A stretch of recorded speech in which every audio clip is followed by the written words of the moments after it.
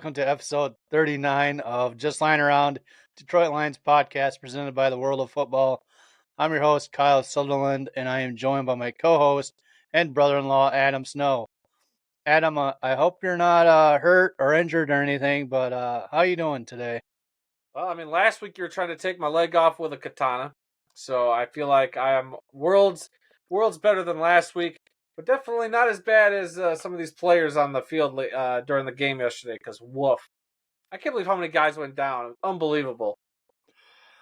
Yeah, sounds like the injury bug did hit the Lions over this game, and we'll get into that. But on today's show, we're going to go over the Lions' Week 3 win against the Arizona Cardinals, and then look ahead to their Week 4 match against the Seattle Seahawks. So we got the Lions 20, Cardinals 13. First half, Lions dominated that game. Second half rolled around, and it was a stalemate. Yeah. Both sides of the ball, offensive side for Cardinals and Detroit, couldn't get anything done. So it ultimately came down to the defensive sides of both teams to hold each other out of the end zone, which ultimately the Lions came out winning that game. Yeah. So let's jump into stats real quick. Yeah, Jared Goff, 18 of 23, 198 yards, 2 touchdowns, 1 interception, 3 carries for 6 yards. If you notice that first half, he was perfect. At 12 for 12? Yep, 12 for 12. I think he had a touchdown, no interceptions. 2 touchdowns. Or 3. He had 3 touchdowns. Or 2. He only had 2 touchdowns. There's only touchdowns in the first half. Yeah. Oh, yeah. Amon-Ra St. Brown, 7 receptions for 74 yards, 1 touchdown. David Montgomery, 23 carries, 106 yards, 1 touchdown, 3 receptions for 17 yards. We had Jahmyr Gibbs, 16 carries, 83 yards, and 0 receptions for 20 yards and 1 touchdown. What a stat line that one was. Oh, isn't that great? Yeah, it was that should be the play of the week. If they don't. Yeah, well, I'm sure we'll get into that play in a little bit, but I really want to talk about that play. Yep. Cardinals side, we got Kyler Murray, 21 of 34 for 205 yards, 1 touchdown, 1 interception, 5 carries for 45 yards. James Conner, 9 carries for 17 yards, and Marvin Harrison Jr., 5 receptions for 64 yards and 1 touchdown. Total yards, Lions 373, Cardinals 275. Time of possession, Lions 36 minutes, 49 seconds, and Cardinals 23 minutes and 11 seconds. So pretty much just like last week, except the Lions finished the game out and actually came out with a win. Yeah. What a tale of 2 halves. That first half, if you're a Lions fan, for the most part, went pretty great. The opening drive alone, 70 yards, cashing in. And then the defense, the defense let the Cardinals march down the field. But after that, the defense kind of just locked them up. The defense played really tough. People are going to probably still talk about Tyrion Arnold and his pass interference issues. But that's something I'm increasingly getting less and less worried about, because it's clear that, yeah, he might get 1 or 2 of those, but it hasn't totally hurt them. At least the last week or so, I feel like. Yeah, we gave up some field position, but I'm liking how tough he's playing. I think that's only going to pay dividends later on. Yeah. The only time it's not going to work is if we play the Chiefs in the Super Bowl. That's when we're going to definitely be called for it the most. They won't call anything on the Chiefs, but they'll call everything on Detroit. Yeah, the thing with Tyrion Arnold, some of these pass interferences you see out there, like the DBs running after the receiver, pulling on the jersey and stuff. But with Tyrion Arnold, he is with the receiver. He just needs to turn his back so he's facing the ball and he can make a play on that ball. So I mean, that's some good news. He's gonna clean it up. He's just a rookie still, so you I just mean, gotta look give who him a he's little more time. look who he's had to go up against his first 3 weeks as a professional NFL player. He's had to go up against Cooper Kupp and Puka Nakua. Last week he was up against, like a Mike Evans or even a Chris Godwin, a couple of great receivers there. Then this week you put him up against the up and comer Marvin Harrison Jr., who was balling last week. And the Cardinals got a couple other guys. I don't remember all their receivers' names, but they had a few decent receivers, so I ain't gonna slouch the rest of their receiving core because they had some dudes out there. But and then next week, obviously, you got DK Metcalf and uh, Tyler Lockett. Like Tyrion Arnold's gonna have to bring his A game every week, and by the time we get to the bye week, he'll have faced 4 pretty decent receiving course, or at least a few awesome stars in the NFL at receivers. So I think Tyrion's development, as long as he stays healthy, we'll talk about the injuries here in a second. I think he has been proving, Tyrion, however you want to pronounce his name, Mr. Arnold has been proving that he is worth that draft pick we took him at. Yep. Yeah. So, like you said, defense did their part to win this game. They stopped that run, even though Kyler Murray got away with 45 yards running the ball. They held James Conner to 17 yards, which, if you watched the Arizona Cardinals last week or the week before, James Conner had a huge game. Kyler Murray was throwing left and right. So, yeah, that deep Aaron Glenn needs to get a game ball sooner or later because his defense has stepped up, and it's only going to get better. That defensive back, you can sort of tell they're starting to click. They're handing off guys. They held the Cardinals to 1 of 9 third down efficiency and 0 of 2 fourth downs. So yeah, that defense really stepped up, especially in the second part of the game when the Lions offense couldn't get anything going. Yeah, the Aaron Glenn, this is the defense we've been wanting and hoping for a while. The question now is that depth actually going to pay off? Do they have the depth? They've had a few injuries, like we talked about, and we're going to get to a bunch of them, but like with Anzalone out, or some of the linebackers going to step up. I think some guys did. We've had a couple banged up corners already. I think some guys stepped up. There was a lot of good stuff going around. We're going to talk about the defensive line in a minute. Hutch, still got a sack. I thought he probably should have gotten in there a couple more times, but I think that the guy he played against had a decent game till he got hurt. But I don't. I feel like Hutch was still kind of in Kyler Murray's peripheral because Murray looked Yeah. shaken up most of the game. Murray just looked like he was not comfortable back there at all. While early on, yeah, he was comfortable and he was slinging it and throwing bombs down to Marvin Harrison Jr. I mean, then he threw the one interception to Kirby Joseph, which, by the way, he didn't wear a green jersey to be camouflaged in the end zone to pick that pass off. So I don't want to hear nobody talking about that no more. So look, this defense has been worlds better than I think they were last year. Now the question turns to the offense. What's going on with the offense 3 weeks in? That first half was, you couldn't have scripted it much better. That opening drive touchdown we talked about, ground and pound, they got it down there. Then, obviously you get to this second quarter, and at the end when they needed to make a big play, Ben Johnson pulls out the hook and ladder play, and the Lions execute it perfectly for probably, as of right now, the play of the year in the NFL. So that was a lot of fun to watch. I was aghast when that happened. It was awesome. And kudos to our offensive line, too, real quick. I don't know where you're going to move on to next, but for them literally carrying David Montgomery 6 yards with his feet not touching the ground was one of the best things I saw all day. I was laughing so hard. Well, yeah, I don't think it was the offensive line that picked him up. It was the defense that picked Well, the him up, defense and the picked him up, offensive but then the line offensive line just gave him a just nice pushed him. big 6 yard push. Yeah, they did a post game interview with Montgomery, and he said, "Yeah, man, I was up there. I was just laughing, like couldn't believe it was happening."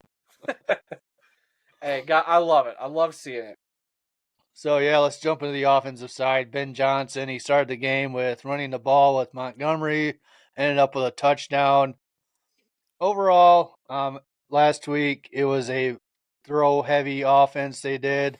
This week they went back to basic, running the ball. I think it was 40 runs to around 20 throws in this game. Yeah, something like that. Also nice to see Laporta got involved when he was out there. They even had the other tight end. He got a few catches there as well. Mitchell. Yep. Yep, not Mitchell. Who was it then? Brock Wright. Brock Wright. Okay. Yep. So they're getting involved. Jameson Williams had a pretty quiet day as well. I knew he had one possible catch off the sideline. It just Goff kind of overthrew it a little bit. Would have been a big play if he would have caught that. Yeah. But yeah, I don't know. That second half, they got Montgomery out. Gibbs came in. Gibbs had a pretty dang good game too, but I don't know if they're like just stall on purpose or what. But it seemed Yeah. like That's. some of those series they just couldn't get anything going. Yeah, I don't know what the deal was for some of that. Hard to say. This is the third week in a row now. They've had the same kind of issue where they got a lead, or they're showing that they're controlling the game, but then they just kind of get in their own way. I don't know if the play calling is just getting too simple. Like, I get it. They know that all they need to do is run the ball. They're trying to be grinding the clock out, but I feel like they just got to take a few more chances, like run the ball to the outside more. I just feel like I don't know. The play calling has just been lackluster in those situations in the game. And it's 3 weeks in a row now. So Ben Johnson, I mean, we joked last year about the third quarter. And I'm not quite ready to call it that yet this year, but something's just not right when they come out of halftime. Something's up. Yeah, I think he's just overthinking. I'd like to see a game where they start out running the ball with Montgomery, but come out in the half and just start running it with Montgomery and just see what happens. Like, let's not change things up and see. I mean, if that clicks or not. Because it's clear they're alternating series with Gibbs and Montgomery. I know they won't always do that, but I think they like to try that to start a game just to keep guys fresh. But when you get to that third quarter of the game, I think you got to mix both guys in. You got to keep the defense on your toes. You got to have both of them in the backfield and make the defense guess, where's it going? Like, Montgomery can run it up the middle, but so can Gibbs. Gibbs can catch it out of the backfield, but so can Montgomery. They would have to cover it in so many different ways. And why not get the rookie in there, number 33? Why am I blanking on Sione Vaki? Get him involved. I'd like to see him, be a third weapon. Like, that would only help you. And on top of it, I would love to see more of the end arounds to Amon-Ra or to Jameson Williams, who had a very quiet day. Jameson Williams did. But Amon-Ra, picked up I won't say picked up the slack, but Amon-Ra definitely had a decent game. Glad to see him out there doing what he did. But and then Goff has just Goff looked so much better. He was commanding the field. He was just efficient for that first half. And I feel like, other than that interception, I felt like he knew where to put the ball. That interception was, he was forcing the ball in a time where I'm like, why are we even bothering to do this right now? Like, you shouldn't have to be forcing the ball. Be smart with it. You have the lead, and I don't know. I won't say they got careless, but they still got to tighten that up a bit. Yeah, we'll see.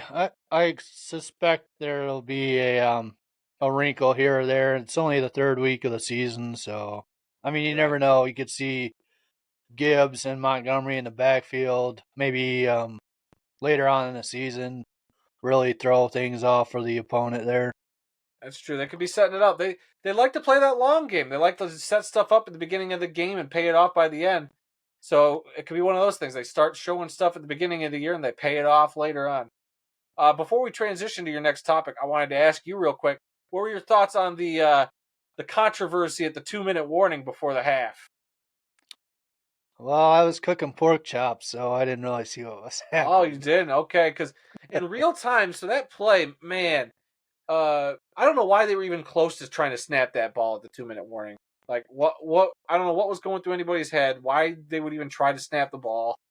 So that's just something that could have easily blown up in the Lions' face. Luckily, there were whistles, so it blew the play dead. I'm just not convinced 100% as a Lions fan that thing hit the 2-minute mark. When you watch, they had two different clocks they showed. They had like one clock that wasn't the game score that they always have at the bottom of the screen. There was some other clock that showed like, oh, they had like a second left, but then you watch the game clock one and it hits zero. So I don't know. But regardless, the play's blown dead.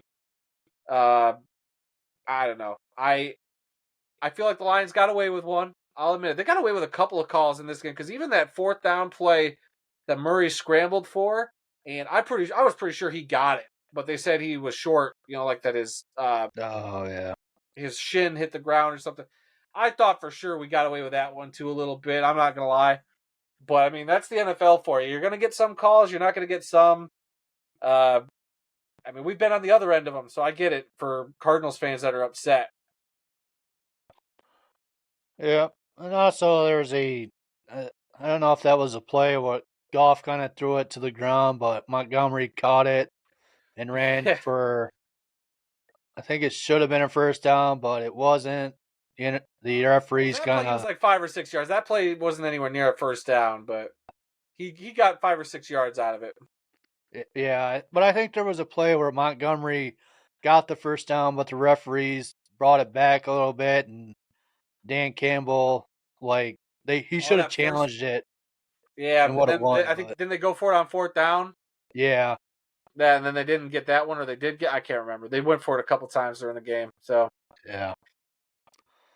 But let's move on here. The injury bug hits the Lions at Arizona. I don't know if it was the heat or whatever broadcaster said. I don't know why people are getting hurt because they're playing yeah, indoors. and But it's natural grass too, so it's not yeah, like it was like the artificial turf. Like you'd almost expect that to happen more at like Ford Field or something. But yeah. So we'll get into this. Couple key players. Ali McNeil, he got injured. His shoulder. Derek Barnes, he was out. He got carted to the locker room with a knee injury. After the game, Campbell said it's not going to be a season-ending injury, but they both could be out for a while. We'll know more. I know Campbell's doing a press conference right now, probably talking more about it. yeah, Um, we also had Terrion Arnold, Levi Onwuzurike, and Dan Skipper. They all got injured during the game, but they returned to the game. So hopefully they're all right. Um, Brian Branch at the end hit helmet to helmet with their tight end. Wasn't Branch's fault. That tight end lowered his helmet to hit Branch. So sounds like that tight end might get fined for it, but that was such a um, bang bang play. Though both of them kind of lowered at the same time. I don't know if you could find either one of those nah, guys for that, you or watch that both. in I mean, slow motion. Branch was already down there, and that tight end he lowered his helmet to hit him as he went down. But he got knocked out. They took him off for a concussion protocol. We'll see if he's all right to play against Seattle on Monday. Hopefully he is because we're gonna need Branch out there. Then we had Laporta. He sustained an ankle sprain during the game. He went out for a few plays, but ultimately ended up back on the sideline. So we'll know more about him as well. And then big news today: Marcus Davenport, defensive end. Um, I didn't really hear much about him during the game, but it sounds like he suffered a serious elbow injury, and it sounds like he could be out for the season. But they're currently undergoing more tests. We'll find out more as those come out. So yeah, yeah, that injury bug really hit the Lions during this game. yeah, very unfortunate. A few key guys, but I mean, like we mentioned earlier, some of the depth appeared to be okay. The depth kind of stepped up and um, patch. I won't say patch things up, but they did what they were supposed to do. But as far as Davenport, I'm a little surprised about it. But this is what we were warned about. This was the risk factor in signing him. He's had a history of injuries and stuff, and not a lot of playing time. So while his upside is phenomenal, and he's been impactful when he's been in there, but I don't know. It sucks for him. But I'm not really worried at that the Lions can't fill that need. Lee McNeil being out though, that does concern me a little bit, depending on how severe things are. Yeah, well, hopefully they're not out for too long. But even with that Aiden Hutchinson sack, Mekhi Wingo, that sixth round pick for the draft there, he was in the backfield with Aiden Hutchinson for that sack. So with Neil McNeil being out, they got Anzarike, Mekhi Wingo.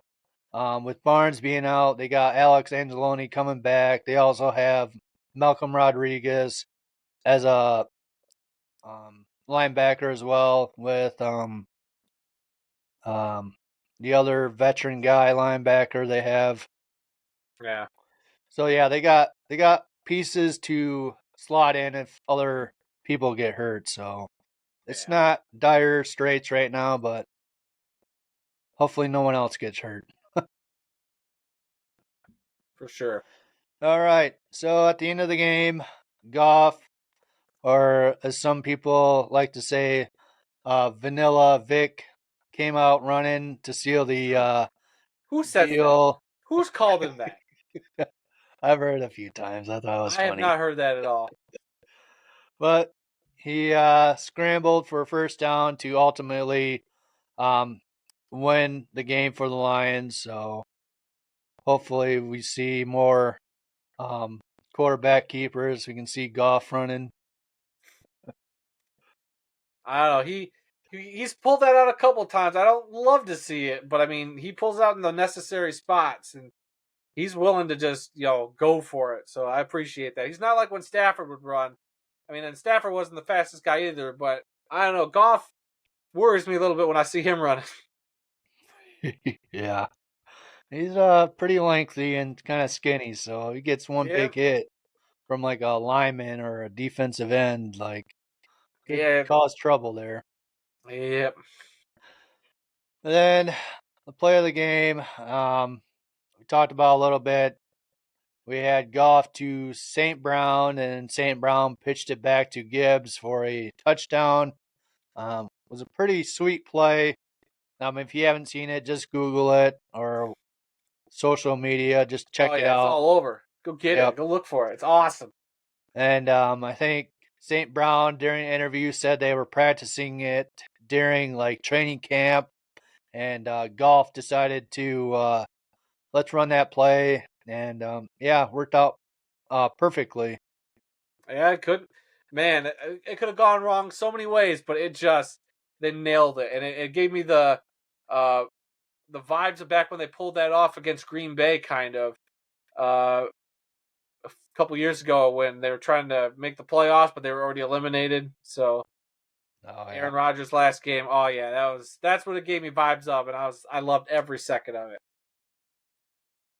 yep. So yeah, anything else you want to add to this game? Nah. Other than if you do watch that highlight, look for the Cardinals fan in the end zone. That's just aghast that it was even happening. Like the fact that Gibbs was like running free, and she's just like couldn't believe what was happening. Look out for that fan. That's all I'll say. Yeah, I might rewatch this game as well just to see the defensive side holding up against Kyler Murray and all that stuff. I got to figure out what's wrong with the offense in the second half. Like that's my big thing. What offense is still got to get right. Yep. So yeah, it'll be let's talk about next week. Big test here.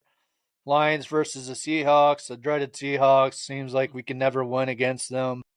That is happening Monday, September 30th, 8:15 p.m. ABC at Ford Field. So Monday Night Monday Night Football. Football. A couple key things here. I want to jump right to this.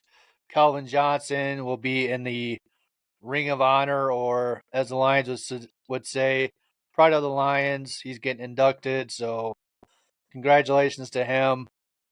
That's a milestone that I think everyone is happy for Oh him. heck yeah. But other than that, I'd like to see them shut down Geno Smith to that DK Metcalf connection, stop the run like usual. Um, I know they got a couple other weapons on that wide receiver, but I think shutting down DK Metcalf is going to really help the Lions defense on that part. Yeah, And that's gonna be a tall task, literally. I mean, DK is one of the most physical receivers out there, and they're gonna want to throw it deep to him. So Tyrion's got to be careful, or Terrion Arnold's gonna have to be careful with the pass interferences on him because he's probably gonna draw him. yeah, we'll see. Hopefully they bracket him with Terrion Arnold or Carlton Davis, and then have a safety over top, kind of looking after him too. Yep, Kirby And Joseph, then, it's your time again. what's that? Kirby Joseph, it's his time again. Another Oh yeah. interception. Or yeah, Brian Branch. Hopefully he can play and make a big play because he almost Hopefully. had an interception during this game, but I think he ran in or dove for the ball and someone else kind of was in the Yeah. way. So. And the Lions are going to be wearing their black like it's official, right? They're going to wear the black jerseys. We've been saying it for a couple weeks now that they were going to pull out the black jerseys, but we were wrong. Yeah, I think they are. That should be the game. So yeah, and then the other key takeaway is just winning against the darn Seahawks. I'd like to see with the Calvin Johnson pride of the Lions, actually them winning this game versus the Seahawks. Yeah, the Seahawks. The last couple times, because I went to the game not last year, but the year before that, the Lions played the Seahawks at home. And it was the game right before they traded away Hawkinson. A couple games before they traded Hawkinson, we had a monster game that day, and it was like 42-45 or something like that. It was a high scoring game. Then last year, obviously, we lost in overtime to the Seahawks at home. So something crazy it's always a shootout with the Seahawks. Yeah. So I'm wondering if, with the Lions defense now the way it is, if they can keep that from becoming a complete shootout, if we're going to get another lower scoring game like we've had the last few weeks in Detroit, with Detroit. So I don't know. I'm hoping that defense can shut him down, get to Geno a little bit. I don't know about their offensive line health, but Seahawks, 3-0 coming into your building, you got to play them pretty darn tough. Yep, and I think Dan Campbell will have this team ready, especially being at home, prime time. He's going to be fired up. He's going to be having 3 packs of gum ready to be eaten up. Good Lord. So we'll see. Yeah, we shall. All right. Anything else you want to add? I'm good if you are. All right, let's go close it out. Yes, sir. We hope you enjoyed listening or watching today's episode and come back for more. Be sure to visit the World of Football's website, www.theworldoffootball.com, for news, links, upcoming events, original articles, videos, and more. If you want to get in touch with us, just send us an email to info@theworldoffootball.com, or you can connect with us by either liking us on Facebook, Instagram, or our X account. The address for all 3 of those is at TWOF Kalamazoo, or at TWOF Kalamazoo in the search bar. You'll find us. Links will also be down in the description below, everybody. Be sure to check out our weekly football podcast, This Week in the World of Football, over on the YouTube channel, over on your podcast feed, wherever you find good podcasts. We do it every Tuesday. Dad and I talk about everything in the world of football, from the NFL all the way down to indoor and arena football, everything in between, Canadian football. So if you're into that sort of stuff, go check us out. We talk about more than just the Lions over there, but we will talk about the Lions there too. So, yep, new episodes of that drop every Tuesday. So, yep, like, subscribe, all that junk, guys, and back to Kyle. All right, that's it for us this week. Man, look out for the episode after the Seahawks, probably on a Tuesday or a Wednesday. And remember, go Lions. That late, huh? Yeah. Well, I'm not gonna stay up Monday night. Are we doing anything for the bye week? Depends. I don't know. Okay, we'll see how that injury front looks. We'll talk about that maybe. All right, sounds good. All right, until next time, we'll see you guys. Thanks for watching. Go Lions. Go Lions.